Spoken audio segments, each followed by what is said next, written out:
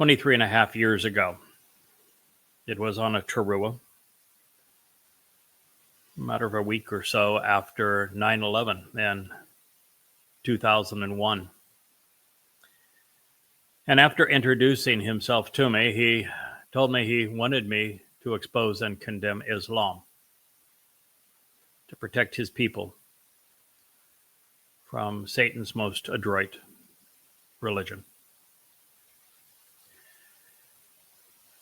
We're now 23 and a half years later, and I have not only, of course, completed what was Prophet of Doom, Islam's terrorist manifesto in Muhammad's own words, the most complete, comprehensive, contextual, correct, properly documented presentation of Islam's own scriptures ever written. I have now taken that one volume, and after the savagery that we all witnessed on 10/7/23 when Muslims attacked Israel yet again, and I say yet again because the 1948 war was perpetrated by Islam, not Arabs. The same thing is true with 1967 and the Six-Day War. The same thing is true with the Yom Kippur War, where Muslims again attacked Israel in unison in 1973. The same thing is true with the intifadas perpetrated by the PLO.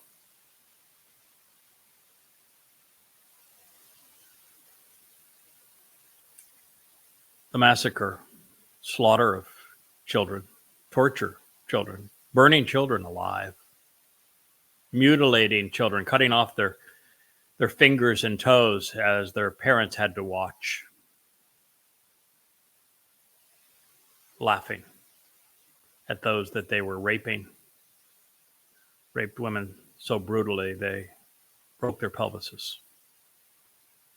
For giggles, they would cut off breasts, play with them as if they were toys. Such savagery does not come easily. Long process that began with Muhammad 1400 years ago. And in this program, I'm going to share some of that savagery with you so that you know exactly what Islam is from its own scriptures. I'm not going to share my opinion. I'm going to share Muhammad's own words and the words of his closest affiliates with you. But before I get there, I want to speak to you about something that Jews have had a very difficult time processing.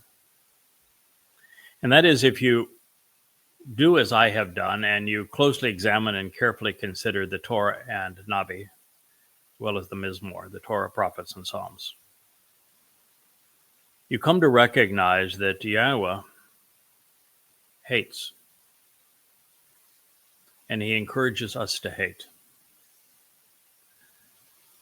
And therefore, hate is a virtue. I first discovered this and wrote about it almost 20 years ago now. Began a series of books called Hate is a Virtue.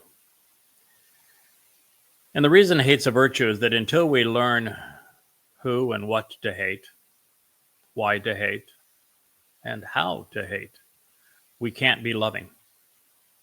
We're incapable of being moral, just, fair,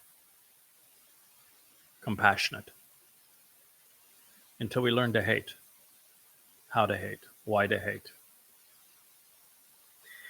People have long known that that being a pedophile is a very bad thing, and that we should hate pedophilia, and those who are moral know that we should also hate the pedophile.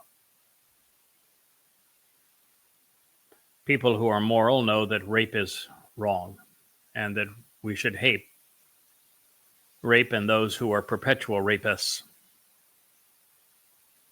People have long known that mass murder is wrong, and that mass murderers should be despised. People know that incest is wrong, and that those who ruin lives through it should be despised. We've long known that terrorism is a horrible tactic and that terrorism and terrorists ought to be hated. So if we know that rape and pedophilia and incest, terrorism, mass murder, the slave trade, enslavers, kidnappers, kidnapping, torture, those who inflict torture, are hateable. And that if we don't hate those things, then all we do is encourage more of it. If we tolerate the rapist, if we tolerate the mass murder, if we tolerate and excuse the terrorist, if we justify their acts of terrorism, all you get is more of it. And that means that innocent people are victimized by it. Which is why I say you cannot be moral unless you know what to hate and how to hate. But here's the rub, Israel. We're not talking about an individual pedophile, an individual rapist, an occasional terrorist, a lone wolf as a mass murderer. It's not what we're talking about here. You see, all of those who came into Israel that were such savages, torturing, plundering, raping, murdering, and abducting, they all had one thing in common: Islam. Hamas, Islamic Jihad, Hezbollah, Boko Haram, Al-Qaeda, the Islamic State, ISIS, the PLO, the Muslim Brotherhood.